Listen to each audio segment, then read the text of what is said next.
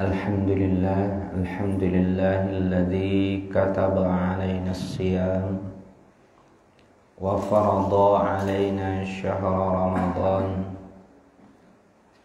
alladzi unzila fihi al-Qur'an hudan lin-nas wa bayyinatin minal huda wal furqan. Wassalatu wassalam ala nabiyil umam wa ala alihi wa ashabihi wa man tabi'ahu ila intiha'il alam. Amma ba'du. Tidak ada kata yang pantas kita ucapkan untuk mengawali tausiah pada sore hari ini melainkan kata alhamdulillah. Segala puji bagi Allah Subhanahu wa ta'ala atas segala nikmat. Segala puji bagi Allah Subhanahu wa ta'ala karena yang pantas dipuji hanya Allah. Tidak ada satu di antara kita yang berhak untuk mengakui kebaikan yang ada dalam diri kita ini adalah jerih payah kita, hasil usaha kita. Itu adalah titipan Allah Subhanahu wa ta'ala yang sebenarnya itu ada tuntutan pada diri kita untuk bersyukur. Kata alhamdulillah sebagai rasa syukur kita kepada Allah karena Allah telah memberikan segala-galanya kepada kita. Di antara yang terbaik adalah nikmat ketaatan kita kepada Allah Subhanahu wa ta'ala. Oleh karena itu kita akan mendalami satu ayat yang sangat pendek yang ada pada surat Ad-Duha di ayat yang terakhir. A'udzu billahi minasyaitonir rajim. Wa amma bi ni'mati rabbika fahaddits. Wa amma bi ni'mati rabbika fahaddits. Dan adapun dengan nikmat Rabb kamu, fahaddits, maka ceritakanlah. Ayatnya sangat pendek, tapi seharusnya kita mentafakuri dan mentadaburi ayat ini, terutama momentum di akhir Ramadan ini, di mana Allah Subhanahu wa ta'ala di Al-Baqarah ayat 185, ketika Allah mengungkapkan kata Ramadan atau bulan Ramadan, di akhir ayat itu Allah memberikan lam litta'lil,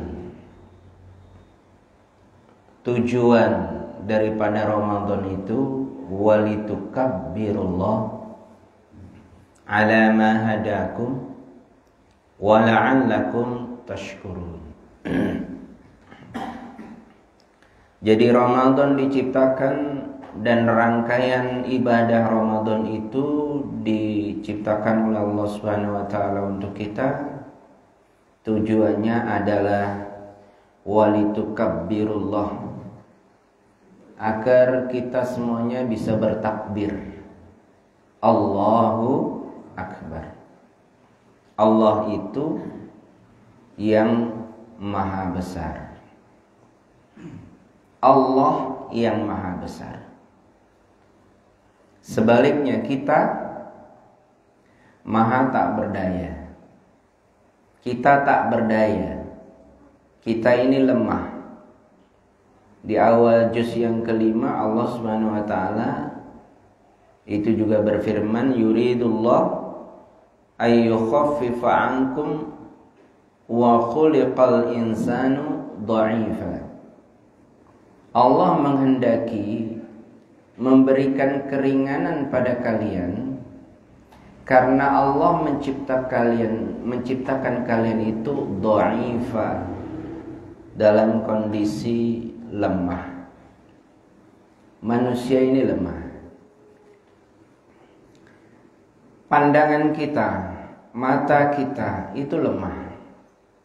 Kita tidak bisa melihat ukuran yang paling kecil, misalnya sel. Itu kita tidak bisa melihat. Kita juga tidak bisa melihat bakteri. Maka ketika orang sibuk menggunakan alat mikroskop, semua yang ada di sekitarnya dideteksi dengan mikroskop. Dari mulai keringatnya, dari mulai makanannya, ternyata semuanya itu mengandung makhluk. Ada makhluk di dalamnya, makhluk kecil-kecil. Ada bakteri. Coba pikirkan, jika kita berniat untuk menghindari bakteri itu, kita tidak akan mampu. Kita tidak akan bisa. Bahkan di dalam pencernaan kita, menurut ahli kesehatan itu ada 80% bakteri menguntungkan, 20% bakteri merugikan. Jika kita mau menghindarkan bakteri dari tubuh kita, maka tidak akan bisa mungkin kita hidup. Jadi kita hidup ini bersama bakteri. Bahkan mungkin hidup kita ini bersama kuman. Bahkan mungkin hidup kita ini bersama virus. Ternyata meski demikian kita bisa hidup. Nah, kenapa bisa hidup? Allahu Akbar. Allah itu maha besar. Jadi sebenarnya intinya rangkaian puasa yang kita lakukan, dari sahurnya, dari tarawihnya, dari menahan laparnya, Imam Al-Ghazali itu membagi menjadi 3 tingkatan puasa. Yang pertama adalah shaumul umumi. Yang kedua adalah shaumul khawasi. Yang ketiga adalah shaumul khawasil khawas.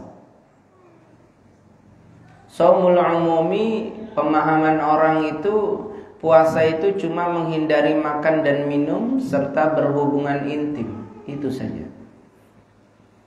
Ketika dia berhasil, maka dia sudah ada di level yang pertama, itu shaumul umumi. Ada level yang berikutnya yang lebih tinggi. Ketika orang puasa Ramadan, tapi dia mampu menjaga indranya, seluruh indranya dan seluruh anggota badannya dari kotoran dosa. Ketika orang itu Ramadannya sampai ke situ, berarti ada peningkatan Ramadan. Ada lagi orang yang Ramadannya sampai ke tingkat yang ketiga. Ketika dia memahami puasa dan qiyamul lail, tarawihnya, menahan laparnya, itu bukan beban. Tapi dia senang, gembira. Karena yang dia lakukan itu adalah cinta, wujud kecintaannya kepada Allah Subhanahu wa ta'ala. Maka yang terlihat orang yang seperti ini, ketika jamaah Masjid Darussalam misalnya levelnya seperti ini, itu biasanya semakin akhir Ramadan semakin ramai tarawihnya, sholat subuhnya, sholat isya'nya semakin ramai.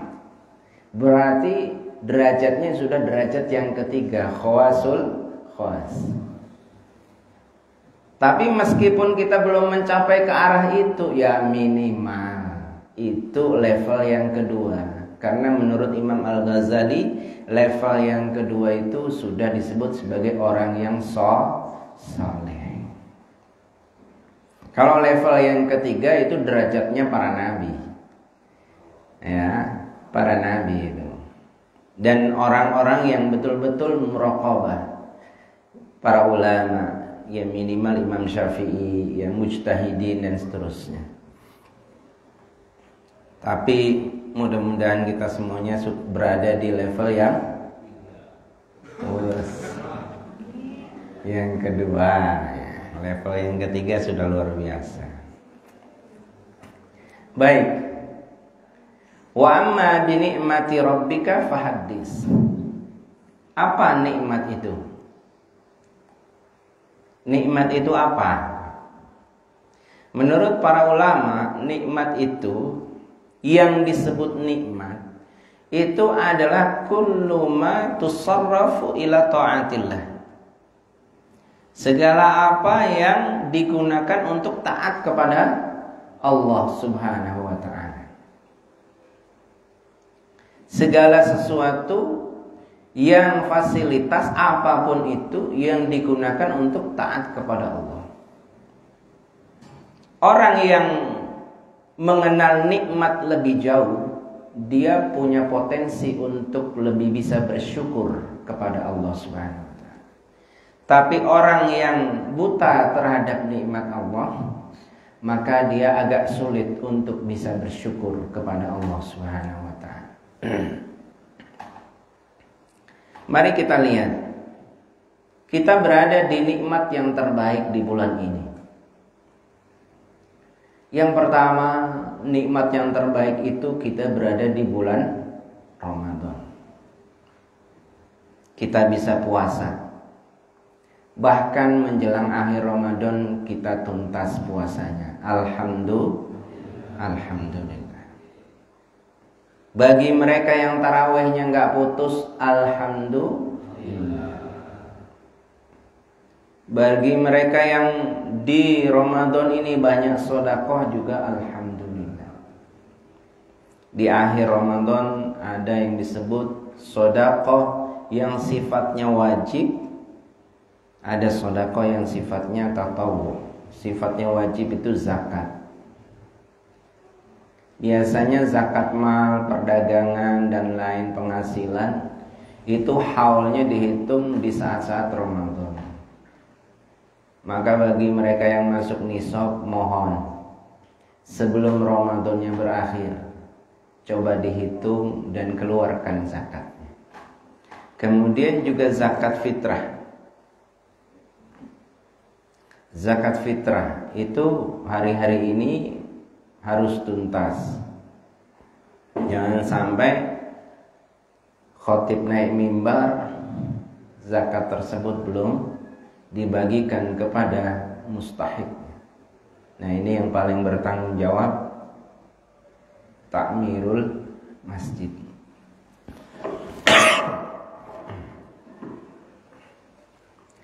Wa amma bi ni'mati rabbika fahaddits. Adapun dengan nikmat Rabbmu fahaddits, maka ceritakanlah. Bagi mereka yang di Ramadan ini bisa pergi umroh, itu luar biasa. Karena di antara sekian banyak hadis, bahkan Sahih Al-Bukhari memberikan judul tersendiri bab umroh di bulan Ramadan. Bab umroh di bulan Ramadan. Rasulullah bersabda, al-umrah fi Ramadan ta'dilu hajjatan. Dia setara dengan haji. Bahkan yang diriwayatkan oleh Abu Daud itu dikatakan ta'dilu hajjatan ma'i, senilai berhaji bersamaku.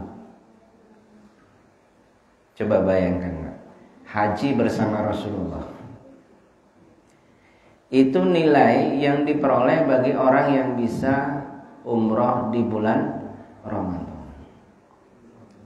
Kalau kita hitung nilai materinya sama, nilai waktunya sama, tapi beda nilai ukhrawinya. Maka kalau bisa umroh itu di bulan Ramadan. Tapi Ramadan sudah mau berakhir.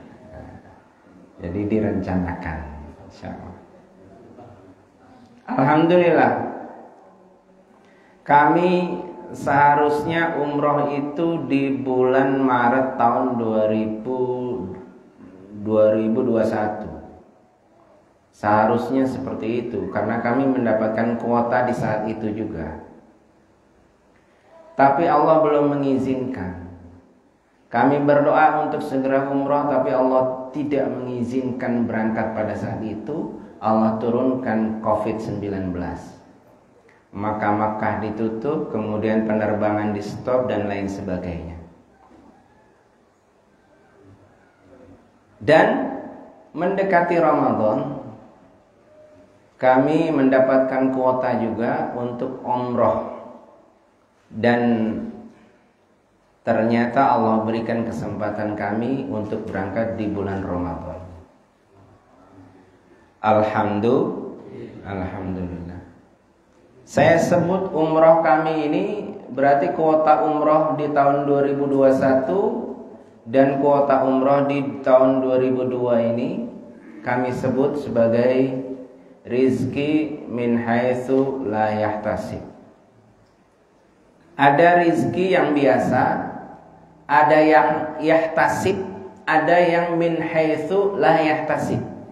Jadi rizki itu ada yang yahtasib, ada yang min haitsu la yahtasib. Yahtasib itu memang kita rencanakan dengan bekerja, dengan menabung. Pokoknya kita melakukannya dengan pekerjaan kita. Betul-betul kita usahakan. Tapi ada rizki min haitsu la yahtasib. Rizki yang tidak disangka-sangka. Min haitsu la yahtasib. Nabung gak pernah, nyisihkan rizki gak pernah kebagian. Ya, boro-boro bermimpi untuk berumroh. Tapi Allah panggilkan kita menuju umroh tanpa disangka-sangka. Itu namanya rizki min haitsu la yahtasib.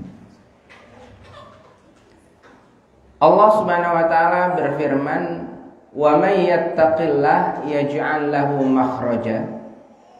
Barang siapa yang bertakwa kepada Allah, maka Allah akan memberikan makhraja, solusi setiap masalah. Wa yarzuqhu min haitsu la yahtasib, dan Allah akan memberikan rizki yang tidak diduga-duga. Ini menunjukkan apa? Menunjukkan kalau kita fokusnya kepada Allah, kalau kita fokusnya kepada akhirat, insya Allah dunia itu ikut. Allah itu tidak buta, Allah itu tidak lalai, Allah itu tidak lupa. Kadang-kadang kami juga takut untuk berdoa terlalu berlebihan. Karena kesannya kita ini ngatur Allah. Kesannya kita ini mendikte Allah. Kesannya kita ini nyuruh-nyuruh Allah. Ya Allah saya kurang ini, ya Allah saya berikan ini, ya Allah anak saya harus begini ya. Dikira Allah itu tidak tahu kebutuhan kita. Tapi doa itu bukan untuk itu. Doa itu adalah karena kita ingin ibadah kepada Allah Subhanahu wa taala. Jadi kita berdoa itu bukan untuk ngatur Allah. Tapi doa itu adalah untuk kita beribadah kepada Allah. Karena di Al-Baqarah 186 Allah berbicara, "Wa idza sa'alaka 'ibadi anni fa inni qarib ujibu da'watad da'i idza da'an falyastajibu li wal yu'minu bi la'allahum yarshudun." Wa idza sa'alaka, apabila ada yang bertanya kepadamu wahai Muhammad, ibadi, di antara hambaku, anni, tentang diriku, Wa idza sa'alaka 'ibadi 'anni fa inni qarib. Katakan sesungguhnya aku ini dekat. Ujibu da'watad da'i. Aku akan ijabah setiap orang yang mau berdoa kepadaku. Idza da'ani, apabila dia berdoa kepadaku. Falyastajibu li, maka mintalah ijabah kepadaku. Wal yu'minu bi, percayalah dan yakinlah kepadaku. La'allahum yarshudun, agar mereka mendapatkan petunjuk. Jadi etika doanya seperti ini. Jadi berdoa juga kita harus kondisikan hati kita, prasangka kita kepada Allah dengan prasangka yang benar. Ya, kita berdoa bukan berarti Allah lalai. Bukan berarti Allah lupa sama kita. Masa cuma tetangga saya aja yang dikasih rezeki? Saya enggak. Masa cuma dia aja yang dikasih jabatan? Saya enggak. Masa rumah tangga adik saya saja yang anaknya banyak? Masa saya rumah tangga sudah sekian puluh tahun tapi saya tidak tidak diberikan rezeki anak? Jadi ketika kita mau umroh itu banyak titipan. Ustaz tolong doain. Doain di dekat Ka'bah supaya saya itu punya anak. Pak Ustaz tolong saya doain. Anak saya kuliah, besok mau wisuda, tolong diberikan nilai yang besar. Ustaz doain, terus begitu. Kan Allah sudah bilang, wa idza sa'alaka ibadi anni fa inni qarib. Apabila ada hambaku yang bertanya tentang aku, katakan wahai Nabi bahwasanya sesungguhnya aku ini dekat. Ngapain nyuruh-nyuruh ustaz? Tapi nggak apa-apa, ya kan? Nggak apa-apa, nyuruh ustaz nggak apa-apa, karena ada hadis yang lain, doa yang mustajab itu biasanya dari doanya orang-orang yang diberikan kelebihan oleh Allah Subhanahu wa ta'ala. Tapi jangan sampai kita merasa bahwa diri kita itu merasa nggak sanggup mau minta langsung sama Allah, nggak pede. Ya, padahal Allah senang kalau kita itu minta langsung kepada Allah, itu Allah senang. Beda sama manusia, sering diminta kita bisa jadi diperengutin. Apa perengutin? Bisa jadi dibenci kita kalau kita minta terus. Tapi kalau ke Allah kita minta terus tuh Allah senang sama kita. Nah, berdoa itu nggak mesti harus pakai bahasa Sunda, nggak harus pakai bahasa Arab. Kalau memang bahasanya tidak bisa, ya sudah pakai bahasa kita, bahkan bahasa hati kita. Yang sepele saja. Ketika saya umroh tawaf wada itu, saya diberikan ujian sakit perut. Sudah pakai pakaian ihram, sudah masuk ke lokasi, kok sakit perut. Ini kalau sakit perut, buang air itu harus keluar lagi dari Masjidil Haram, karena memang toiletnya di luar, jauh, kemudian masuknya susah, harus antri dan lain sebagainya. Di saat itu pun kami berdoa, ya Allah, kondisikan perut ini. Sepele, tapi kita harus komunikasi dengan Allah. Ya Allah, kondisikan perut. Alhamdulillah, sampai selesai tawaf wada kita diberikan kelancaran. Hal-hal yang semacam itu tuh harus kita ucapkan. Kita ini hamba Allah. Kalau kita merasa hamba Allah, maka kita harus dekat dengan Tuhan kita, dengan Rabb kita, dengan sandaran kita, dengan tempat bergantung kita. Ucapkanlah meski itu melalui perasaan dan hati, dalam setiap detik waktu. Karena ketika kita mengucapkan itu berarti kita adalah berzikir kepada Allah. Allah Subhanahu wa taala mendefinisikan ulul albab. Siapa ulul albab itu? Orang yang berakal, orang yang cerdas itu adalah alladzina yadhkurunallah. Orang yang selalu berzikir kepada Allah. Qiyaman, dalam kondisi berdiri, wa qu'udan, dan dalam kondisi duduk, wa ala junubihim, dan ketika mereka berbaring, wa yatafakkarun, dan mereka selalu bertafakkur fi khalqillah, terhadap ciptaan Allah. Alhamdulillah, ketika kami sampai ke Madinah, kami sudah bisa membayangkan begini rasanya cuaca Madinah. Panas. Waktu itu 40 derajat. Luar biasa.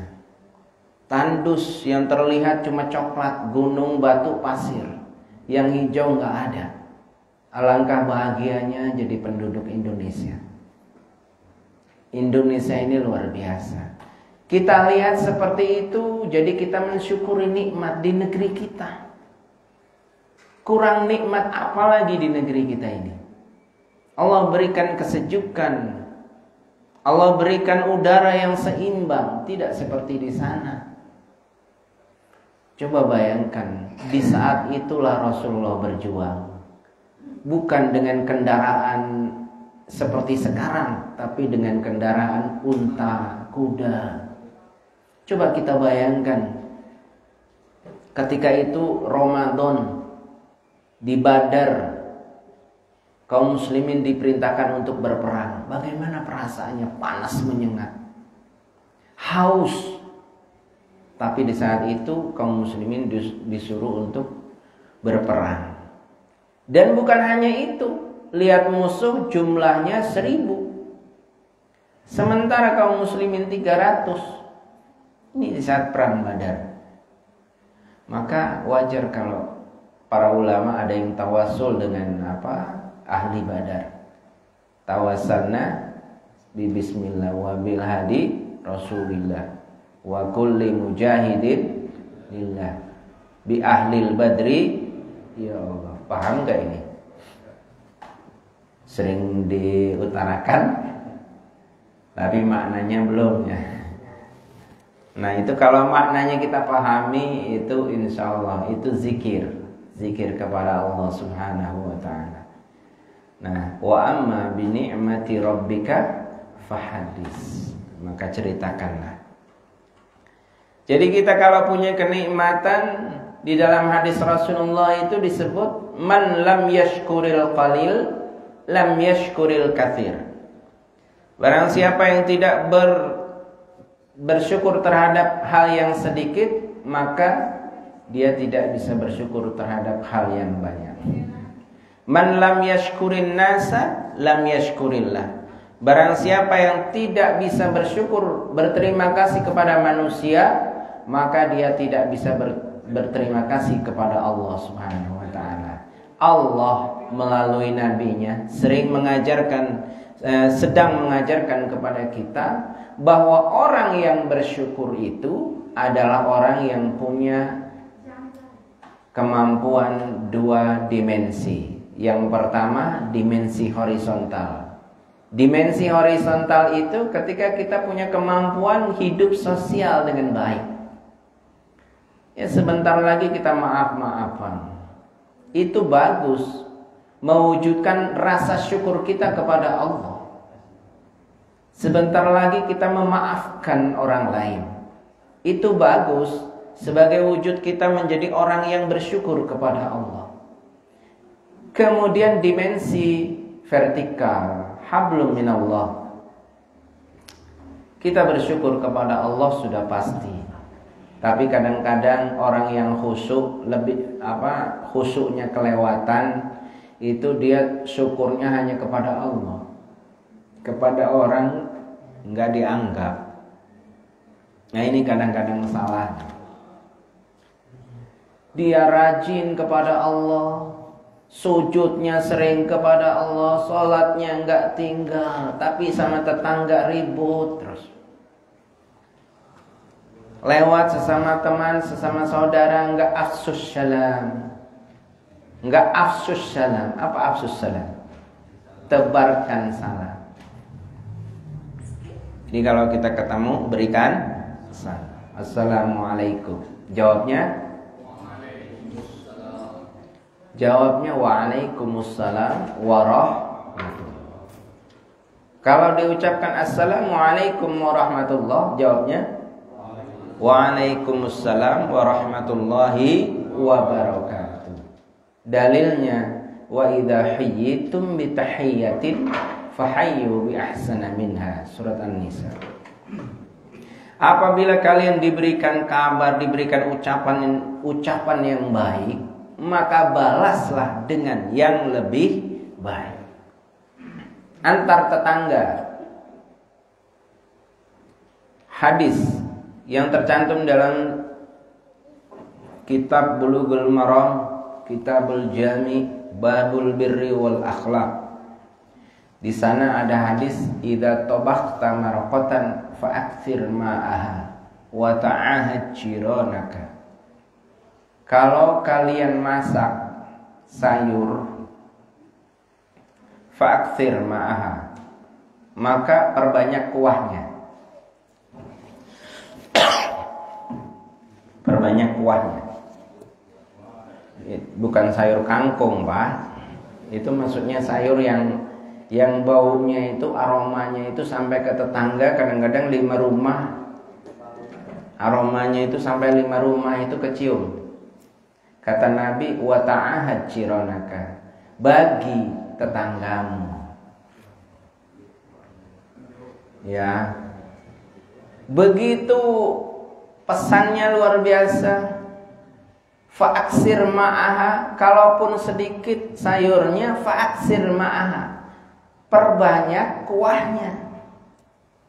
Sampai segitunya Rasulullah SAW menganjurkan kita untuk punya aksi sosial, untuk menjadi manusia yang cerdas sosial.